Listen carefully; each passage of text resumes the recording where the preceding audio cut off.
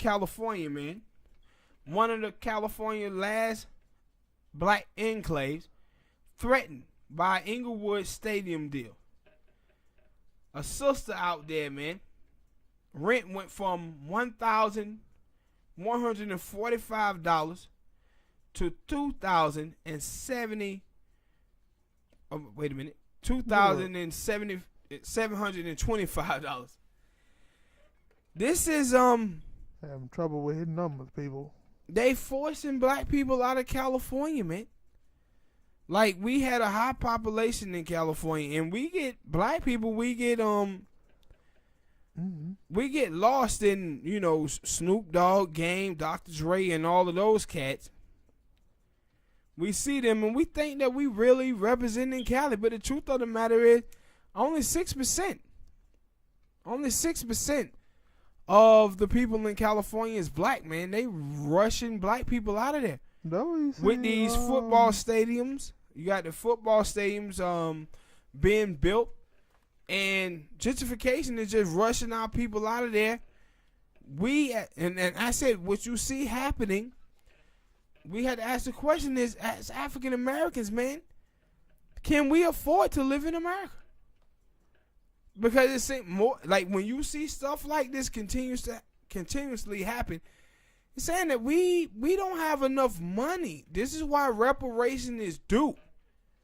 We don't have enough money to live in the United States of America. And this is the way they're going to do things. No, you see Marshawn Lynch out here buying up land, trying to buy land T.I. in Cali because of gentrification. I hear about Marshawn doing it. I didn't know about T.I. Like, I don't know anybody doing it in New York because I heard about New York is going through gentrification as well. Remember they had the apartment complexes up there they was building, and they said shit, you had to have $75,000 a year just to live there. Shit, the pinpoint for black people around $35,000 a year for black people who have a college education.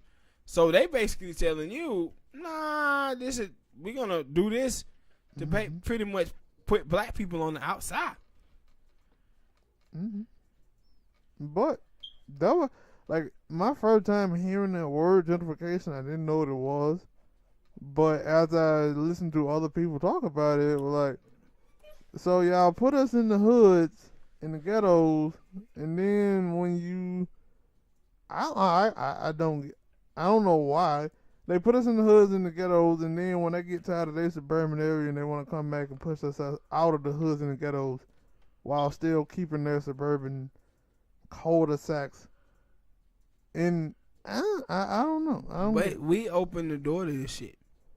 See, the assimilators opened the door to this. The people that I talked about before about wasn't fighting against white, wasn't fighting for black liberation, but were fighting against white rejection.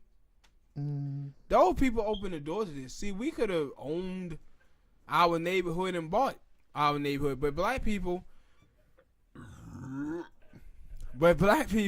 have a problem with feeling that white is better.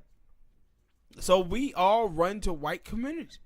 Assuming we get some money, and white people then looked in our communities and said, hey, we see some value there. And they then came to our community and start purchasing the land that's there. And because they are the one who purchased it, they need us to get out. So how you get us out? By raising the rent to a level that we cannot pay. But it's legally. But the people out there in California, man, they are representing. They trying to fight this. They trying their best to fight it. But, man, from the firebombing, from these Mexican gangs, gentrification from white people buying up the land and then going high up on the rent and stuff, we outgunned. We outgunned out here. And so, but that California, you know, black people from the South, a lot of black people ran to California to try to get away from the South, the racism of the South. And now what's funny is black people are running back to the South to get away from the racism, and then they being forced out due to gentrification. And I said it's crazy. And like with this type of stuff, I look at the black politicians who are from California, and it's a bunch of them. They ain't saying nothing. Cause they houses is great. They ain't said nothing about this. We need them to say something about this. And some folks saw it. You know, you see the activists and like that. They out there speaking on it. But we need more people, man. But they have TV influence. I don't think they got that money influence to make something happen. And if they do, that shit run dry at some point. But they gotta try. I ain't knocking them from trying anyway. I just think they need to do more. And that's what I always said to yo. I like that. Like, it's funny because you get it when you see other things, like you see the little commercials about the missing kids or domestic violence and whatnot. You'll see a commercial with a bunch of black, white, all type of celebrities. But when it comes down to specifically, and everybody, like all everybody in America in the world, except for racist people, yeah, they know about this, and they know about the racism in America. So you would think that they would be those little commercials, the thing. Like, you ain't gotta run the commercial, but you at least gotta show your damn support. Some are, but not a lot. Yep, man. Yeah, but it's crazy. Gentrification is right now, and we gotta get a hold of this. Hit that like button, subscribe, donate if you can.